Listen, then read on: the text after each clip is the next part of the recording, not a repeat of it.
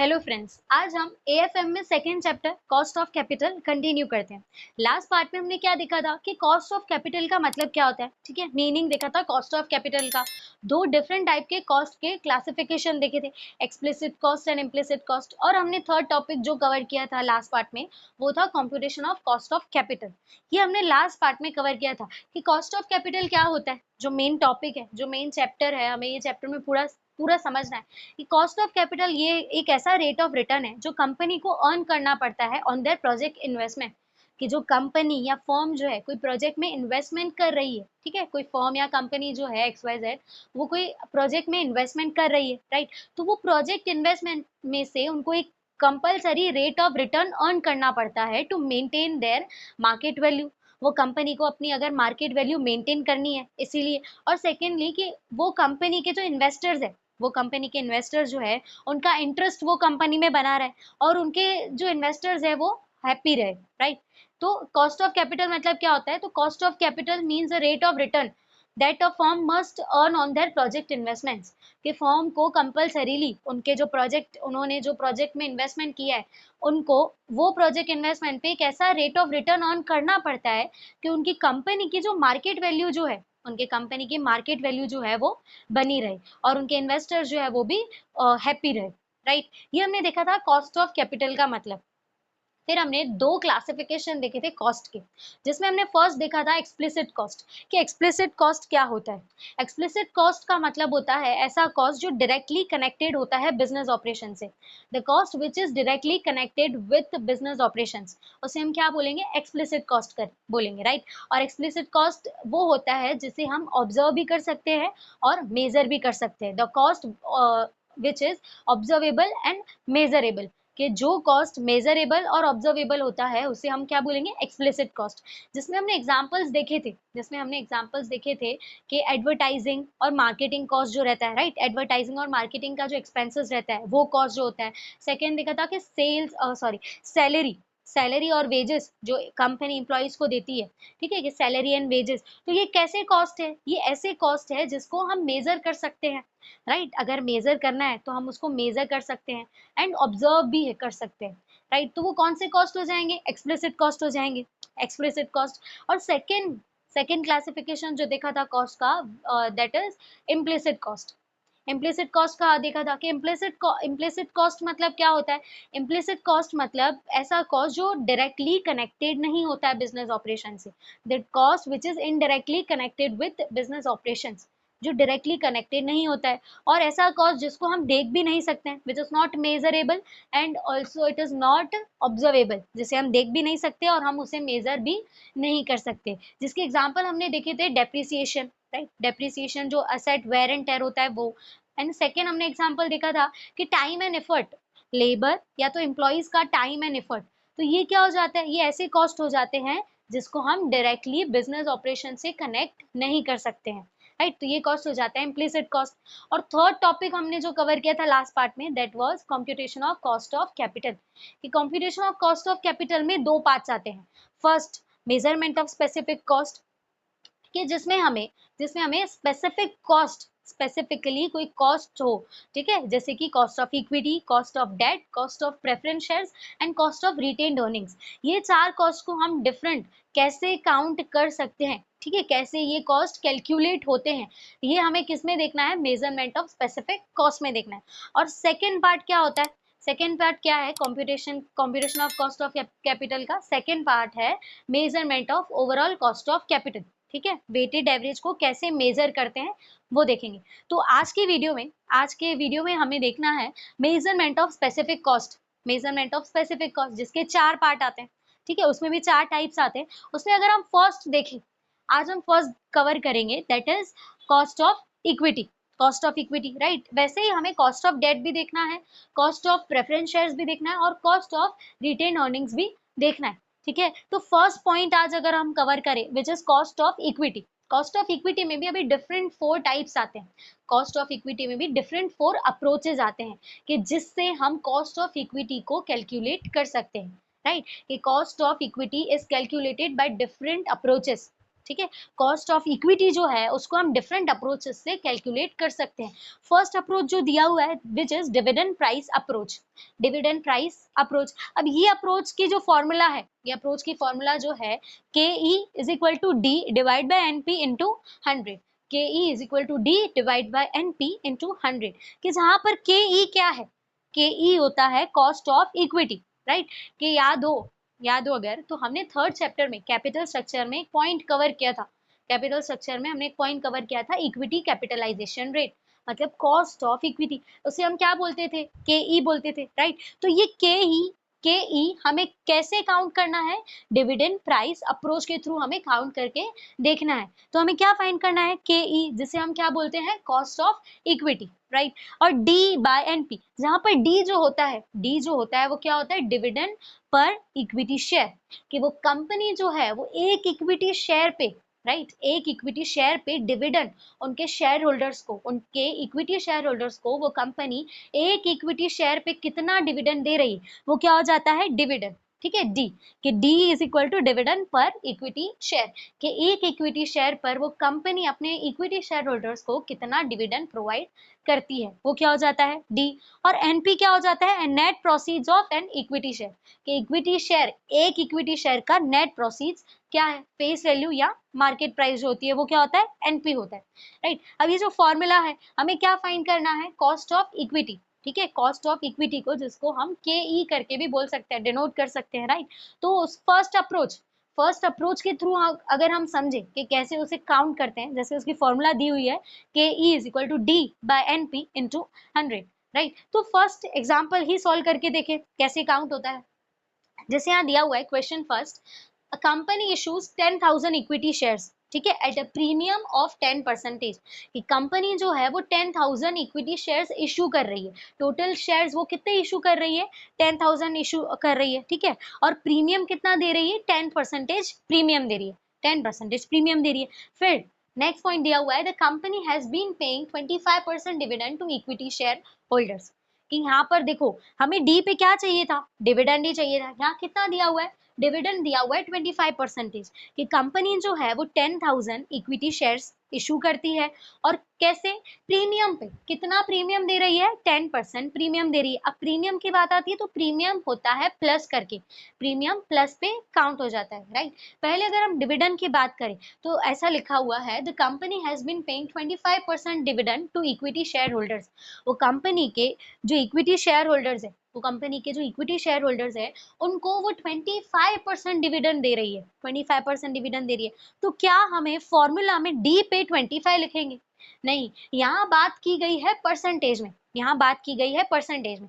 हमें क्या बोला है, डिविडेंड पर इक्विटी शेयर, कि एक इक्विटी शेयर पर कितना वो कंपनी अपने इक्विटी शेयर होल्डर्स को डिविडेंड दे रही है, यहाँ पर हमें रुपीस में लिखना है। हमें कैसे दिया हुआ है, 25% दिया हुआ है, 25% में दिया हुआ है।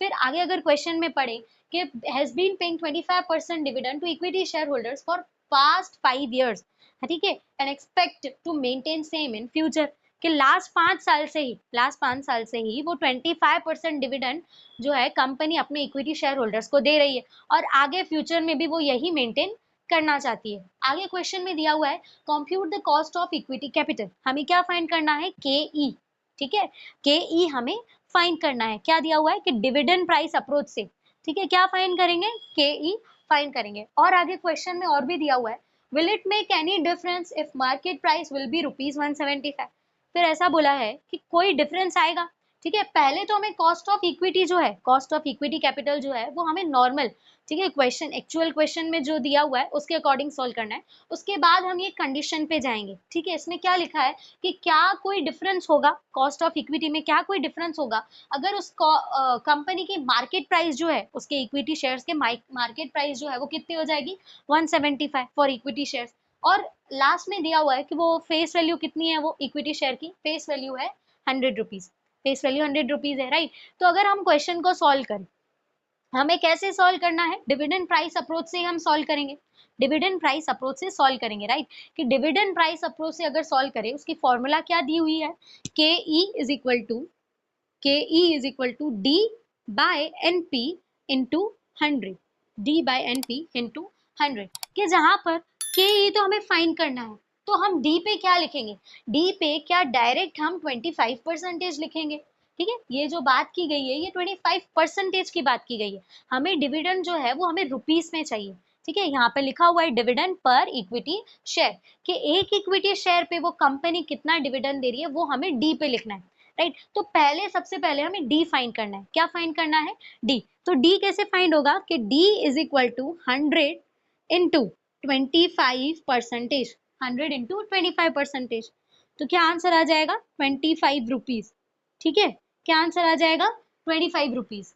25 रुपीज आएगा। मतलब एक इक्विटी शेयर पे, एक इक्विटी शेयर पे कंपनी कितना डिविडेंड प्रोवाइड कर रही है, 25 रुपीज प्रोवाइड कर रही है। ये 25 हम कहाँ लिखेंगे, डी पे लिखेंगे, डी पे लिखेंगे। और एनपी जो है, ठीक है, net proceeds of an equity share, NP पे क्या लिखा जाएगा, तो एनपी पे ऐसा लिखेंगे कि फेस वैल्यू कितनी है। ठीक है, यहाँ पर अगर काउंट करें एनपी इज इक्वल टू वो कंपनी की फेस वैल्यू कितनी है, फेस वैल्यू कितनी है वो इक्विटी शेयर की, एक इक्विटी शेयर की फेस वैल्यू दी हुई है 100। ठीक है, 100 इंटू, अब अगर क्वेश्चन के स्टार्टिंग में जाए, क्वेश्चन के स्टार्टिंग में लिखा हुआ था कि जो कंपनी है, जो कंपनी है वो 10,000 इक्विटी शेयर इशू कर रही है, लेकिन 10% प्रीमियम के साथ। प्रीमियम की बात की गई है, मतलब क्या होगा, प्रीमियम ऐड होके आएगा। ठीक है, तो 100 में 10% प्लस करेंगे, 100 में क्या करेंगे, 10% प्लस करेंगे। तो पहले ये तो 100, ठीक है, 100 प्लस, सॉरी यहाँ आ जाएगा 100 प्लस, और ये 100 पे क्या होगा, 10%। अगर 100 का 10% करें, 100 का 10% करें तो क्या हो जाएगा, 100 इंटू 10, 10 हो जाएगा। 100 इंटू 10% क्या हो जाएगा, 10। और ये 100 में अगर 10 प्लस करे तो क्या हो जाएगा, 110 रुपीज। क्या हो जाएगा, 110 रुपीज। राइट, कि अब हमें डी भी मिल गया, डी भी हमें मिल गया, कितना मिला, 25 रुपीज। राइट, डिविडेंड भी हमें मिल गया, और नेट प्रोसीड्स भी हमें कितने मिले, 110 रुपीज, 110 रुपीज। तो क्या अगर हम ये फॉर्मूला में डी और एनपी को लिखेंगे तो हमें के ई जो है कॉस्ट ऑफ इक्विटी मिल जाएगा, मिल जाएगा। राइट, क्या लिखेंगे, जैसे K E is equal to, D पे हमें क्या लिखना है, डी पे हमें लिखना है कि K E is equal to, D पे हम क्या लिखेंगे, डी पे हम लिखेंगे 25। ठीक है, 25 रुपीज जो मिला हमें, डिविडेंड कितना मिला, 25 रुपीज। और एन पी पे क्या लिखा जाएगा, 110 रुपीज। यहाँ हम लिखेंगे 110, और ये हो जाएगा इंटू 100। अब जब इसे सॉल्व करेंगे तो आंसर आएगा 22.72%, 22.72%। हमें क्या क्वेश्चन में बोला गया था कि compute cost of equity capital, मतलब हमें क्या फाइंड करना था, कॉस्ट ऑफ इक्विटी फाइंड करना था। हमें मिल गया, कितना मिला, 22.72%। राइट, ये क्वेश्चन का फर्स्ट पार्ट हमने सॉल्व किया। सेकेंड पार्ट में भी दिया हुआ था कि will it make any difference if market price will be ₹175 for equity share. एक इक्विटी शेयर का अगर मार्केट प्राइस जो है, मार्केट प्राइस जो है वो अगर 175 रुपीज हो गया तो क्या कोई डिफरेंस आएगा, क्या कोई डिफरेंस आएगा, ये क्वेश्चन में पूछा था। अब क्या करना है, जैसे क्वेश्चन में ना सिर्फ मार्केट प्राइस की बात की गई है, मतलब सिर्फ एनपी की बात की गई, सिर्फ एनपी में ही चेंजेस करना है, हमें डिविडेंड में कोई चेंज नहीं करना है। ठीक है, क्वेश्चन में सिर्फ लिखा था कि मार्केट प्राइस अगर 175 हो जाए तो क्या कोई डिफरेंस आएगा। ठीक है, तो डिविडेंड पे क्या लिखेंगे, 25 रुपीज ही लिखेंगे, कि अगर जो सेकेंड कंडीशन दी गई है उसके अकॉर्डिंग सॉल्व करें कि के ई, हमें कॉस्ट ऑफ इक्विटी कैपिटल ही फाइंड करना है, के ई is equal to D upon N P into 100, कि जहां पर डी जो है वो तो सेम ही रहेगा, डी जो है डिविडेंड है, ठीक है, डिविडेंड जो है वो सेम ही रहेगा 25 रुपीज, डिवाइड बाय एनपी पे हो जाएगा 175, एनपी पे क्या हो जाएगा 175। हमें क्या चेंज करना है, 175, सिर्फ एनपी चेंज करना है। जैसे लास्ट क्वेश्चन में हमने एनपी क्या लिखा था, 110। ठीक है, 110, ये वाले क्वेश्चन में हमें क्या लिखना है, 175। अब इसे जब कैलकुलेट करेंगे तो आंसर क्या आएगा, 17.28%, 17.28%। हमें क्वेश्चन में बस cost of equity capital find करने के लिए बोला था, कि अगर एक्चुअल सम के अकॉर्डिंग जाए तो क्या था, क्या मिला हमें, के 22.72% मिला। फिर क्वेश्चन में एक और कंडीशन ऐड कर दी कि अगर मार्केट प्राइस 175 रुपीज हो जाए, एक इक्विटी शेयर की मार्केट प्राइस 175 रुपीज हो जाए तो क्या कोई डिफरेंस आएगा। ठीक है, क्या डिफरेंस आया कि हमारा कॉस्ट ऑफ इक्विटी जो है वो क्या हो गया, डिक्रीज हो गया। कॉस्ट ऑफ इक्विटी क्या हो गया, डिक्रीज हो गया। पहले हमारा कॉस्ट ऑफ इक्विटी कितना था, 22.72%, 22.72%। जब मैंने एनपी या तो मार्केट प्राइस बढ़ा दी, मार्केट प्राइस जब इंक्रीज हो गई तो क्या हो गया, हमारा के ई जो है या तो कॉस्ट ऑफ इक्विटी जो है वो क्या हो गया, डिक्रीज हो गया। कितना आया, 17.28%, राइट। तो हमने कॉस्ट ऑफ इक्विटी जैसे मेजरमेंट ऑफ स्पेसिफिक कॉस्ट में अलग अलग स्पेसिफिकली हमें कॉस्ट फाइंड करते हैं, राइट। उसमें हमने फर्स्ट अभी देखा था cost of equity. Cost of equity he 4 different approaches से हम कैलकुलेट कर सकते हैं। फर्स्ट अप्रोच कौन सा था, डिविडेंड प्राइस अप्रोच। उसकी फॉर्मूला क्या आती है, के ई is equal to D by N P into 100। अब सेकेंड अप्रोच जो है, अब सेकेंड अप्रोच देखते हैं। तो जैसे हमने फर्स्ट अप्रोच देखा, ठीक है, कॉस्ट ऑफ इक्विटी में हमें 4 अप्रोचेस से कॉस्ट ऑफ इक्विटी कैलकुलेट करना है। फर्स्ट अप्रोच हमने देखा कौन सा था, dividend price approach, dividend price approach था। अब कौन सा है सेकेंड, सेकेंड है dividend price plus growth approach, ठीक है, dividend price plus growth approach. अब इसमें क्या है, इसमें जो है कॉस्ट ऑफ इक्विटी कैसे काउंट होगा, कॉस्ट ऑफ इक्विटी जो है वो काउंट होगा डिविडेंड पर शेयर से, और उसमें हम प्लस करेंगे ग्रोथ को भी, ठीक है, डिविडेंड का जो ग्रोथ है उसको भी प्लस करेंगे, राइट। कि जैसे फर्स्ट कौन सा था, डिविडेंड प्राइस अप्रोच, जिसमें हमने फॉर्मूला देखी थी K E is equal to D by N P into 100, ये फॉर्मूला देखी थी, राइट। और उस फॉर्मूला के अकॉर्डिंग हमने cost of equity capital find किया था। अब सेकंड जो है which is dividend price plus growth approach, यहाँ पर अब एक ग्रोथ जो है वो ऐड हो गया, ठीक है, dividend price plus growth approach. यहाँ पर क्या हुआ, डिविडेंड जो है वो ऐड होके आया, सॉरी ग्रोथ जो है वो ऐड हो गया, राइट। अब इसकी फॉर्मूला आती है के ई is equal to D by N p plus g, ठीक है, इंटू 100 की जगह भी यहाँ पे क्या लिखेंगे, ग्रोथ के परसेंटेज लिखेंगे। कि जहाँ पर हमें के ई तो पता ही है, के ई क्या होता है, कॉस्ट ऑफ इक्विटी, के ई जो है वो हमें पता है क्या होता है, कॉस्ट ऑफ इक्विटी, राइट। और डी क्या होता है, dividend per equity share, dividend per equity share, कि वो कंपनी एक इक्विटी शेयर पर कितना डिविडेंड प्रोवाइड कर रही है, उसमें तो कोई चेंजेस है ही नहीं। और एनपी तो हमें पता है, net proceeds of an equity share, एक इक्विटी शेयर का कितना नेट प्रोसीड्स है।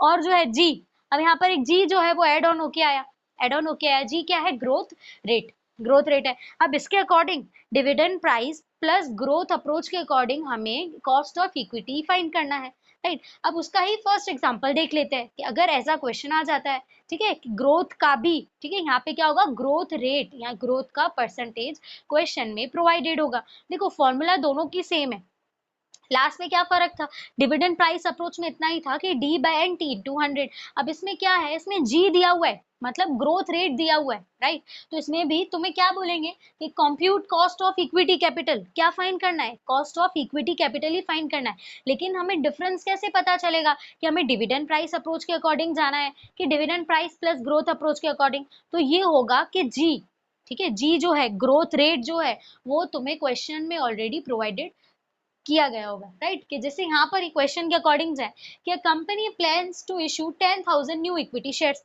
कि कंपनी जो है कितने इशू कर रही है, 10,000 न्यू इक्विटी शेयर इशू कर रही है, राइट, ठीक है, ऑफ ₹100 ईच एट पार, पार मतलब फेस वैल्यू, पार मतलब क्या होता है, पार मतलब फेस वैल्यू, ₹100 ईच, एक शेयर कितने का है, ₹100 का है, एक शेयर ₹100 का है। The flotation cost are expected to be 4%। अब यहाँ पर ये परसेंटेज दिया हुआ है फ्लोटेशन कॉस्ट का, ग्रोथ के बारे में नहीं बताया है फिलहाल, किसके बारे में बताया, फ्लोटेशन कॉस्ट। जैसे लास्ट हमने जो अप्रोच देखा डिविडेंड प्राइस अप्रोच, उसमें हमने प्रीमियम के बारे में समझा कि प्रीमियम क्या होता है, प्लस हो जाता है, प्रीमियम जो है वो एनपी में प्लस होके आएगा, ठीक है, फेस वैल्यू में प्लस होके आएगा, ठीक है। अब इसमें क्या है, फ्लोटेशन कॉस्ट है, फ्लोटेशन क्या हो जाता है, फ्लोटेशन कॉस्ट होता है कंपनी के लिए एक्सपेंस होता है, फ्लोटेशन कॉस्ट जो होता है वो कंपनी के लिए एक्सपेंस होता है। मतलब ये 4% जो है, 4% जो है वो माइनस होके मिलेंगे, 4% जो है वो क्या करने हैं हमें, माइनस करके सम सॉल्व करना है कि 4% ऑफ शेयर प्राइस के फ्लोटेशन कॉस्ट कितना है, 4% है share price. Then the company pays dividend of ₹12 per share. Last question में 25% दिया हुआ था, 25% दिया हुआ था कि जिससे हमने रुपीज में पहले डिविडेंड को फाइंड किया था, ठीक है, डायरेक्ट परसेंटेज नहीं लिखेंगे, तो हमने क्या किया था, रुपीज में पहले फाइंड किया था। अब ये वाले क्वेश्चन में डायरेक्टली तुम्हें ₹12 पर शेयर डिविडेंड जो है, एक इक्विटी शेयर पर, कंपनी एक इक्विटी शेयर पर कितना डिविडेंड दे रही है, ₹12, वो तुम्हें दिया हुआ है, राइट। फिर हमें क्या बोला है कि growth dividend is expected to be 5%, कि ग्रोथ डिविडेंड कितना दिया हुआ है 5%, मतलब यहाँ पर ग्रोथ का रेट कितना दिया गया है 5% दिया है। मतलब अब यहाँ पर जी पर हम क्या लिखेंगे 5% लिखेंगे, जी पे क्या लिखा जाएगा 5%। फिर हमें बोला है compute cost of equity capital, जैसे लास्ट सब में क्या था वैसे ही कि कॉस्ट ऑफ इक्विटी मतलब के ई हमें फाइंड करना है। और बी एक कंडीशन दी हुई है, b if the current market price of an equity share is 120 rupees, कि अभी की इक्विटी शेयर के करंट मार्केट प्राइस 120 है। फिर बोला है calculate the cost of existing equity share, existing equity share का हमें मतलब के ई जो है एग्जिस्टिंग अभी का जो है वो भी फाइंड करना है, राइट। तो पहले हम एक्चुअल कंडीशन से एक्चुअल सम सॉल्व करते हैं, राइट।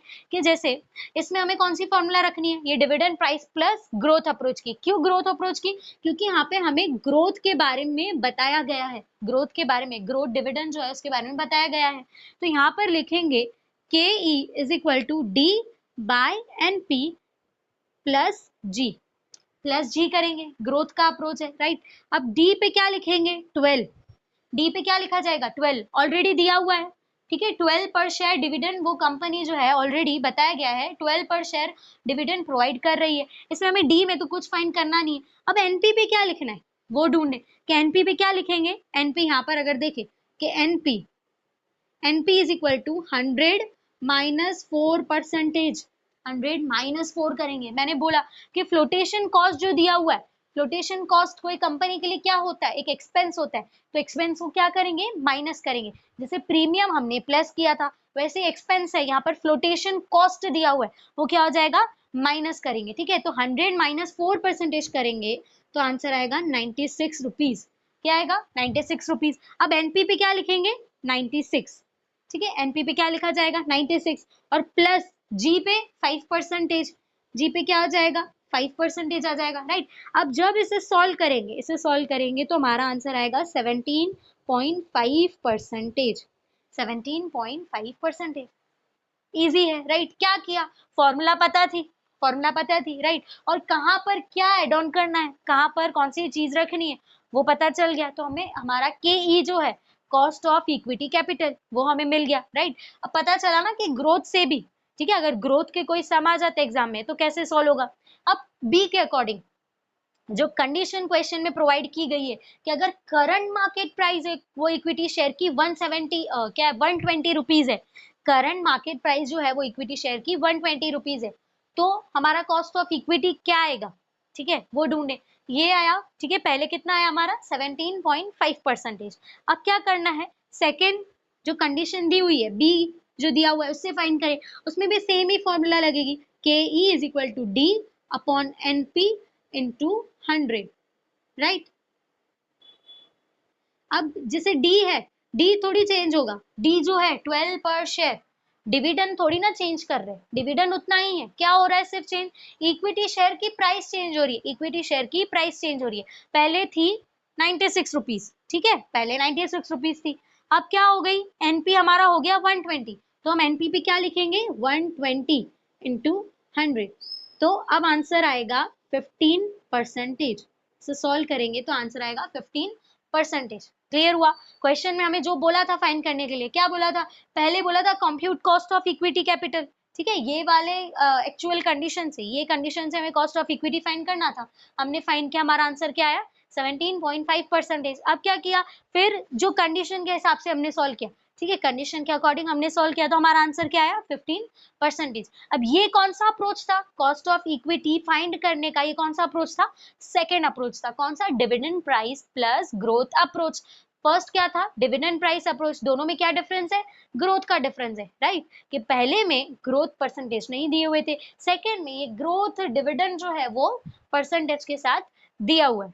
क्लियर हुआ, अब क्या करेंगे, अब थर्ड अप्रोच से हम कॉस्ट ऑफ इक्विटी फाइंड करते हैं। जैसे हमने कॉस्ट ऑफ इक्विटी हमें बोला था फाइंड करने के लिए, ठीक है, कॉस्ट ऑफ इक्विटी हमने दो अप्रोचेस से हमने कैलकुलेट करी, ठीक है, ऐसे चार अप्रोचेस है जिससे हम कॉस्ट ऑफ इक्विटी, ठीक है, कॉस्ट ऑफ इक्विटी को कैलकुलेट कर सकते हैं, जिसमें हमने दो अप्रोचेस देखे कौन से थे, डिविडेंड प्राइस अप्रोच और सेकंड देखा dividend price plus growth approach. अब थर्ड अप्रोच जो है ठीक है, कॉस्ट ऑफ इक्विटी फाइंड करने के लिए थर्ड अप्रोच जो है वो है अर्निंग प्राइस अप्रोच।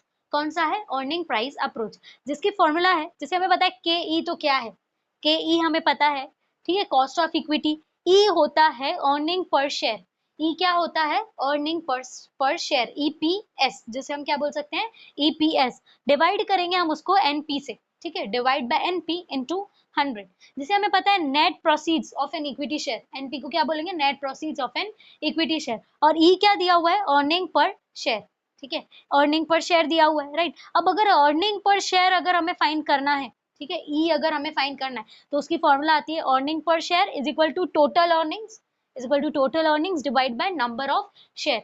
अब इसे, ये फॉर्मूला को हम एक एग्जांपल से, एक इलस्ट्रेशन से सॉल्व करके देखते हैं कि अगर अर्निंग पर शेयर अप्रोच से, अर्निंग पर शेयर अप्रोच से हमें अगर कॉस्ट ऑफ इक्विटी फाइंड करना है, के ई फाइंड करना है, तो हम कैसे कर सकते हैं, राइट। क्वेश्चन फर्स्ट ही देखते हैं कि a firm is considering an expenditure of rupees 75 lakh.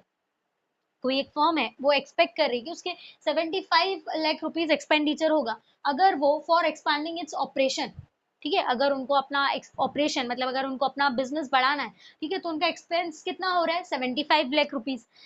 The relevant information is as follow, कि उसका रिलेवेंट इन्फॉर्मेशन, बाकी का इन्फॉर्मेशन नीचे दिया हुआ है कि फर्स्ट बताया है नंबर ऑफ इक्विटी शेयर्स, कितने टोटल शेयर्स दिए हुए हैं? 10 लाख। कितने टोटल शेयर्स दिए हुए हैं? 10 लाख, राइट। जैसे फर्स्ट ये यहाँ पर देखिए अगर कि ईपीएस, अर्निंग पर शेयर, ये अगर हमें फाइंड करना है तो उसकी फॉर्मूला क्या आती है? EPS is equal to total earnings divide by number of shares. तो नंबर ऑफ शेयर्स हमें मिल गया, नंबर ऑफ शेयर्स कितने दिए हुए हैं? 10 लाख, ठीक है, 10 लाख दिए हुए हैं। उसके बाद दिया हुआ है market value of equity share, ठीक है, एग्जिस्टिंग इक्विटी शेयर जो है उसकी मार्केट वैल्यू दी हुई है 100, मतलब हमें एनपी भी दिया हुआ है 100, एनपी हमें 100 दिया हुआ है, राइट। फिर नेट अर्निंग्स, टोटल अर्निंग्स बोले या नेट अर्निंग्स बोले, नेट अर्निंग्स हमें 1 करोड़ रुपीज दिए हुए। नेट अर्निंग कितनी दी हुई है वो कंपनी की? 1 करोड़ रुपीज, मतलब यहाँ हम लिखेंगे 1 करोड़, ठीक है, divide by number of shares, existing number of shares वो कंपनी के पास कितने हैं? 10 लाख, ठीक है, नंबर ऑफ शेयर्स कितने हैं कंपनी के पास? 10 लाख। तो उससे हमें ईपीएस मिल जाएगा, ठीक है, उससे हमें क्या मिल जाएगा? ईपीएस। ईपीएस मतलब ई, अगर ये हमें मिल गया ई, एनपी हमें दिया हुआ है 100, इंटू 100 करेंगे तो हमें के ई के परसेंटेज मिल जाएंगे, हमें कॉस्ट ऑफ इक्विटी मिल जाएगा, राइट। पहले अगर हम जो एक्चुअल सम है वो सॉल्व करते हैं, फिर हम कंडीशन के अकॉर्डिंग सॉल्व करके देखेंगे, राइट। पहले अगर एक्चुअल सम सॉल्व करें, फॉर्मूला क्या आती है? अगर हम कॉस्ट ऑफ इक्विटी को अर्निंग प्राइस अप्रोच से, ठीक है, अर्निंग प्राइस अप्रोच से फाइंड करें तो क्या होगा कि K E is equal to E by NP into 100, right. कि जिसके लिए, ये इसके लिए के ई फाइंड करने के लिए पहले मुझे ई फाइंड करना पड़ेगा, ई फाइंड करना पड़ेगा, राइट। तो हम पहले क्या करते हैं? पहले हम ई फाइंड कर लेते हैं, ठीक है, क्या करेंगे? पहले हम ई फाइंड कर लेते हैं कि यहाँ पर मैंने लिखा था कि ईपीएस, अर्निंग प्राइस पर earning per share, earning per share की फॉर्मूला क्या आती है?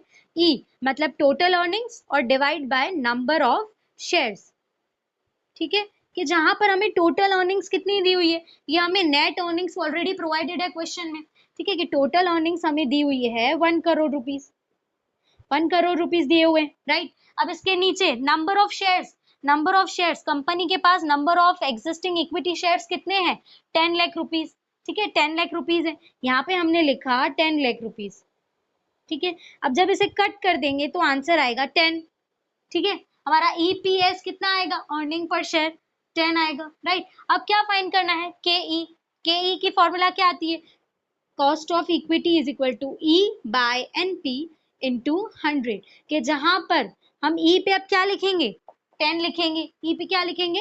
10 रुपीज, और नीचे, नीचे क्या लिखेंगे? एनपी पे हमें market value of existing share, existing share की मार्केट वैल्यू ₹100 दी हुई थी, ये क्या आएगा? एनपी आएगा, एनपी पे हम लिखेंगे 100 और इसे भी इंटू 100 करेंगे तो हमारा आंसर आएगा 10%। आंसर क्या आएगा हमारा? 10%, ठीक है। क्या बोला था कि कंप्यूट कॉस्ट ऑफ कैपिटल, कि compute the cost of existing equity shares, ठीक है, इक्विटी शेयर्स कैपिटल, ठीक है, एग्जिस्टिंग इक्विटी शेयर्स कैपिटल, हमें उसका कॉस्ट ढूंढना था, के ई ढूंढना था, हमें क्या मिला? 10% मिल गया, ठीक है। हमें कॉस्ट ऑफ इक्विटी कौन से अप्रोच से मिला?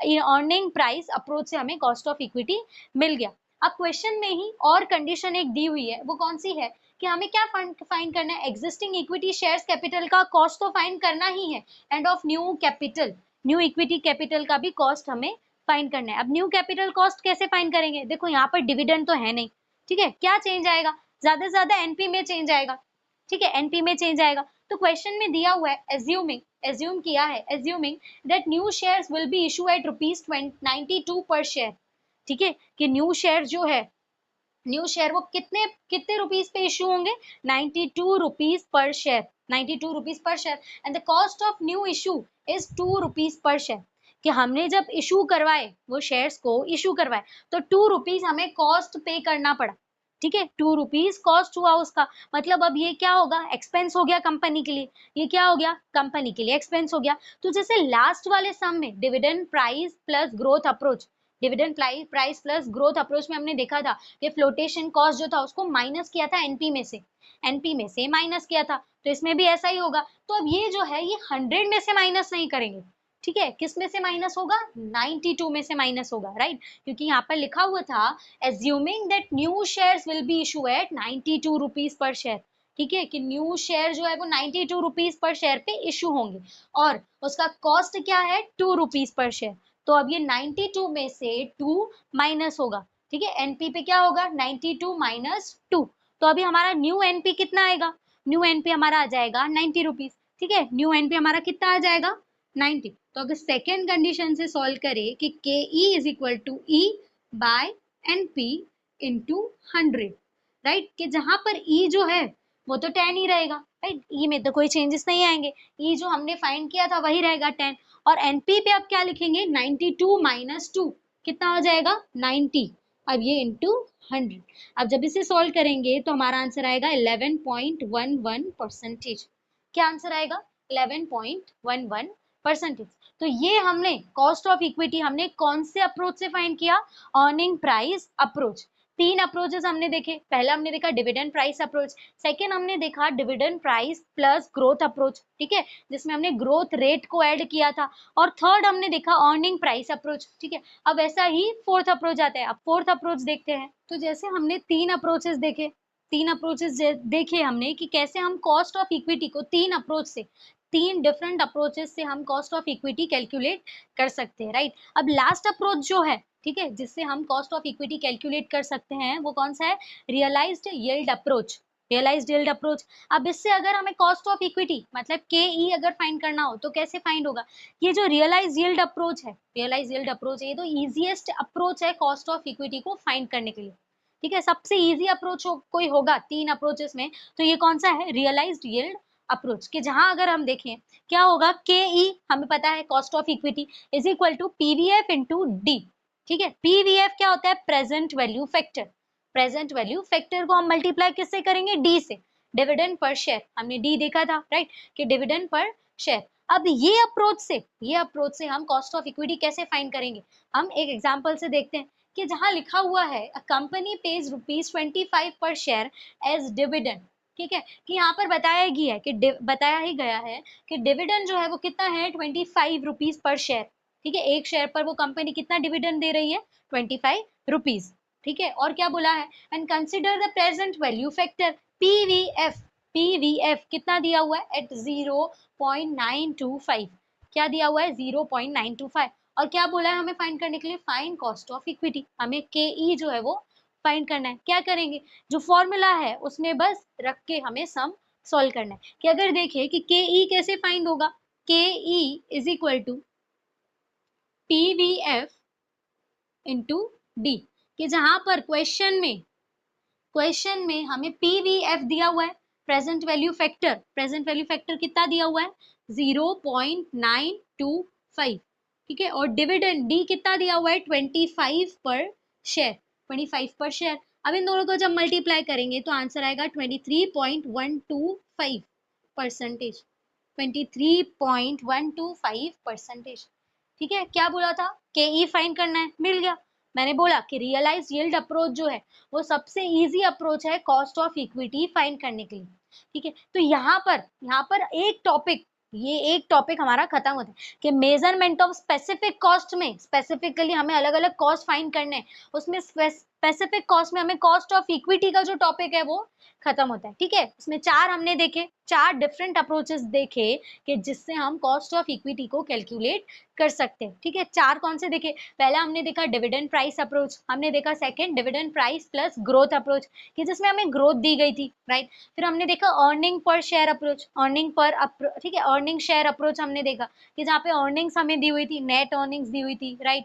फिर अब लास्ट कौन सा देखा? Realize yield approach. तो ये डिफरेंट फोर अप्रोचेस से हम कॉस्ट ऑफ इक्विटी फाइंड कर सकते हैं। ठीक है, तो मेजरमेंट ऑफ स्पेसिफिक कॉस्ट में कॉस्ट ऑफ इक्विटी का हमारा टॉपिक यहाँ पर खत्म होता है। ठीक है, अब नेक्स्ट की वीडियोस में हमें क्या देखना है? Cost of debt, cost of equity खत्म हो गया, cost of debt, cost of preference shares, ठीक है, और कॉस्ट ऑफ क्या हो जाएगा? Retained earnings.